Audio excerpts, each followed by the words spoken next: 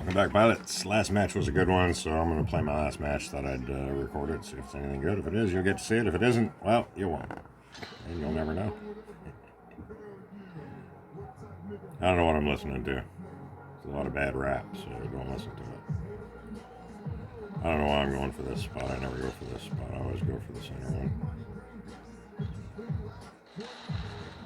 Since I didn't go for the center one, I ain't going in there now. That'd be dumb. So I'm going to go over here and grab this. This would be a good time to talk about flags on maps. Every map's got kind of a different setup for flags. This one I would consider to have 3 center flags and 2 back flags, because all these flags are in the center along the line. Right here, A, D, and E. The B and the C are on the backfields.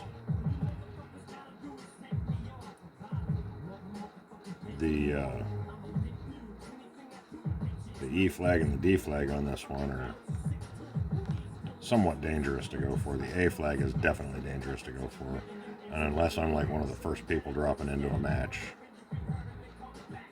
I won't go for that one. If I am the first person dropping into a match, everybody's dropping in while I'm grabbing it. By the time I've got it, maybe somebody's in front of me and I can target them on the way out. There's a lot of times I'll get a first kill, a first blood, whatever award. Because somebody dropped in kind of in that area, and as I was jumping out, I unloaded my weapons on them and got a first blood kill. So it's iffy, but if you're literally the first person dropping in, grab that center flag, get it now. Because it's harder to take it from the other team than it is to just get it, you know what I'm saying? I lost a couple of rounds there.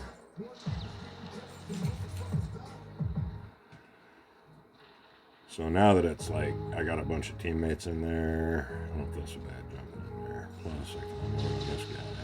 He's not seeing that coming. Almost, oh, he got me. I thought for sure I was going to take him out.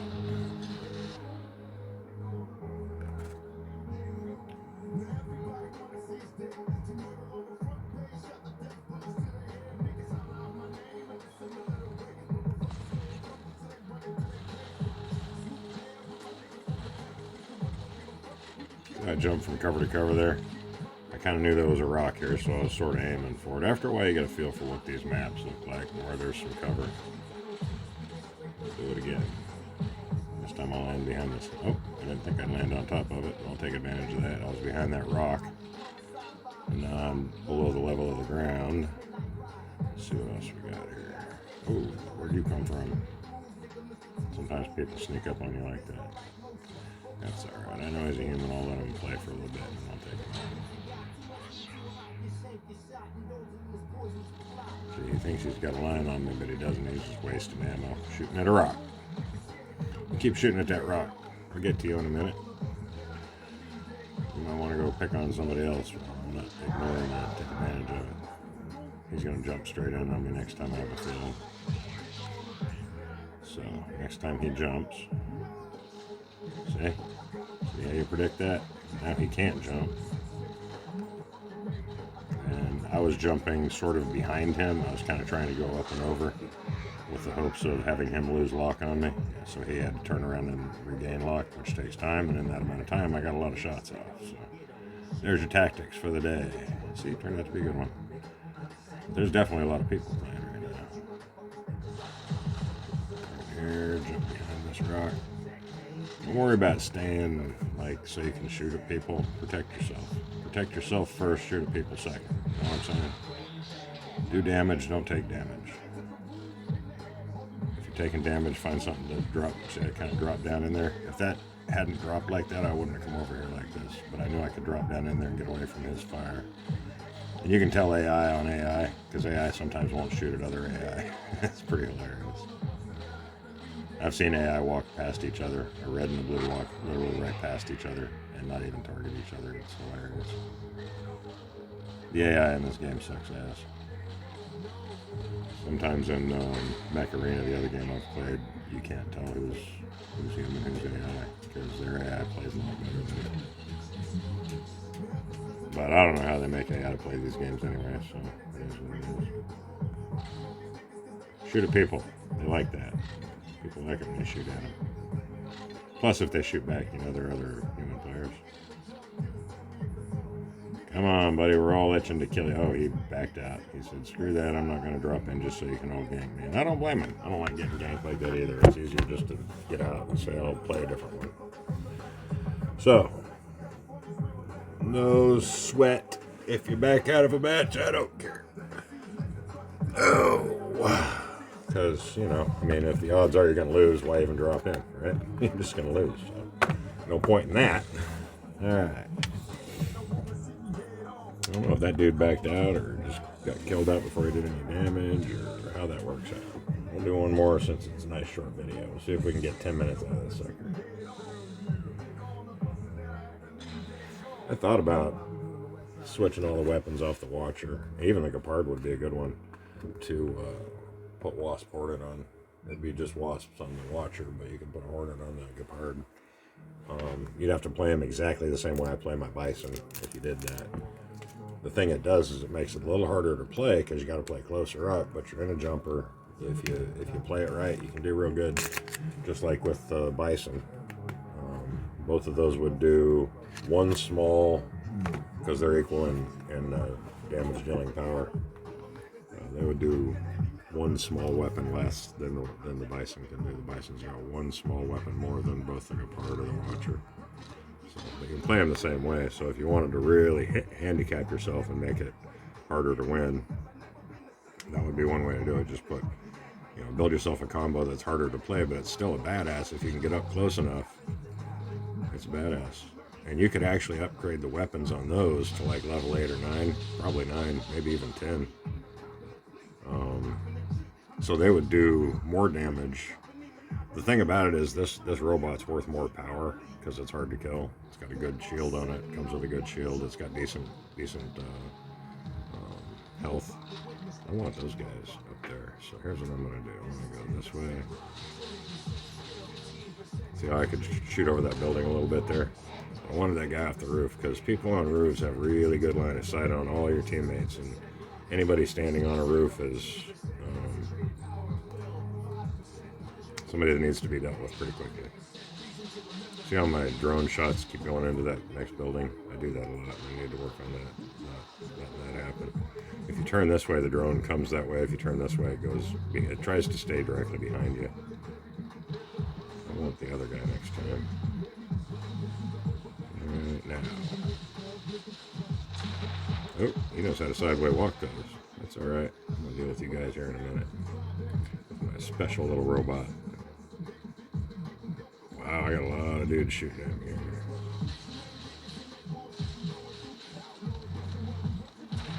I knew that was going to happen. I was kind of doing a kamikaze move there, but let me show them how to do a rooftop pilot just right. You got to have the range to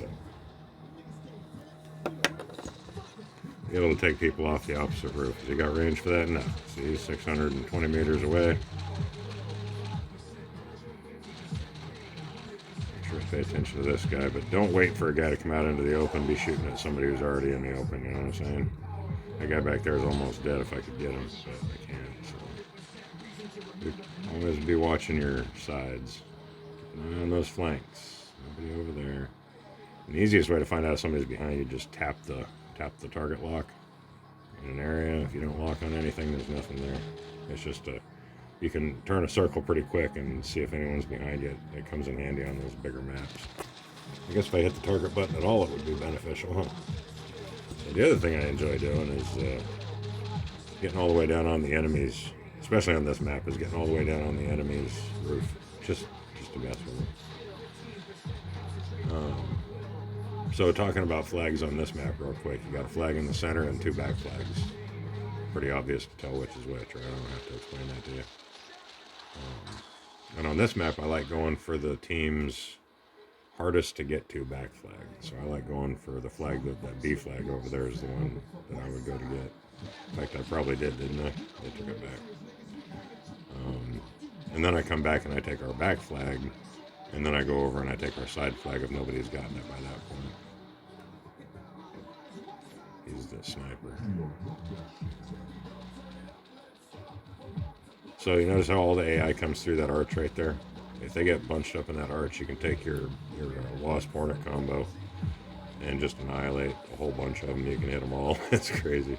I've shot a bunch of missiles down in there before and just smoked them. Take a whole bunch of them out all at once. Because your missiles do damage to everybody in a radius. It's kind of cool.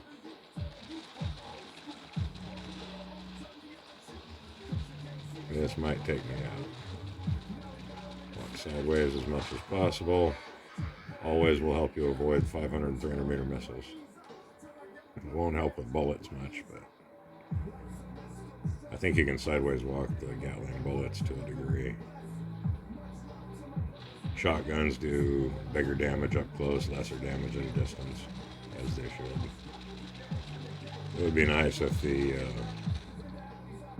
long distance ones, like that bastard right there.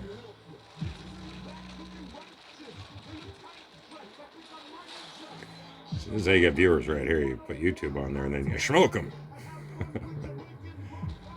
I am recording this. Watch this, watch this, watch this. Right here. Right there. Well, this guy's got a lot of lasers. I'm going to have to show him how to play the laser game. Alright, buddy. Here's how you play the laser game. Except I'm going to go over here and grab my flag. I'm going to make it. So sometimes I do this as sort of a psyop. Or run away from him on the drop because they'll be like, oh, he's scared of me. That's not really it. Actually, it's just down to him, so I'm going to let him get it down to nothing, and then I'll take him on. We got 4 flags. I'm just going to go sit on the roof and ignore him. If he can use that badass paladin to kick everybody's ass, he can take me on then. He's not going to even take this hoplite out. How's that hoplite? Is that an AI? I didn't think AI had drones, but I might be wrong about that.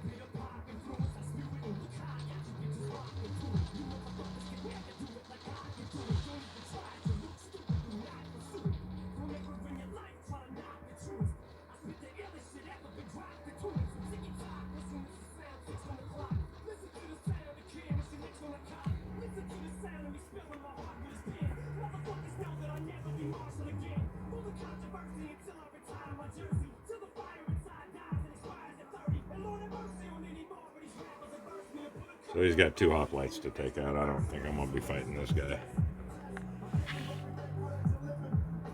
Sing about it.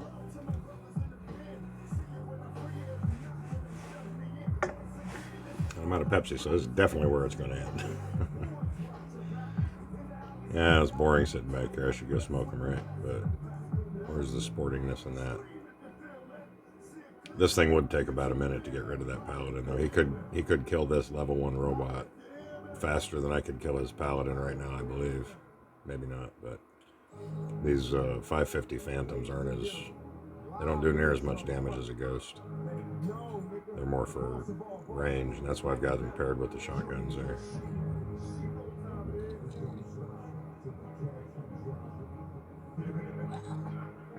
Nope, that's all his robots. So that's the end of it, guys. Let's see how we did on the damage. Going good. Hope you enjoyed the matches. Wasn't really doing much with these, just playing and yakking. Listening to Tupac and Biggie and Eminem or Marshall Mathers. He's got a lot of personas. You never know who you're listening to. Yeah, look at that. Good job, buddy. I think I might have been in a match with him on my side. But I don't know. This is why you got to give yourself a damn name, because I don't know who player 7CBC is, and I'm not going to remember that crap. So, if you're making this game, you're in charge of all that crap, and you want a good suggestion on how to make the game better, slap a little screen in there that pops up as soon as a new pilot pops in and says, "What's your name, pilot?"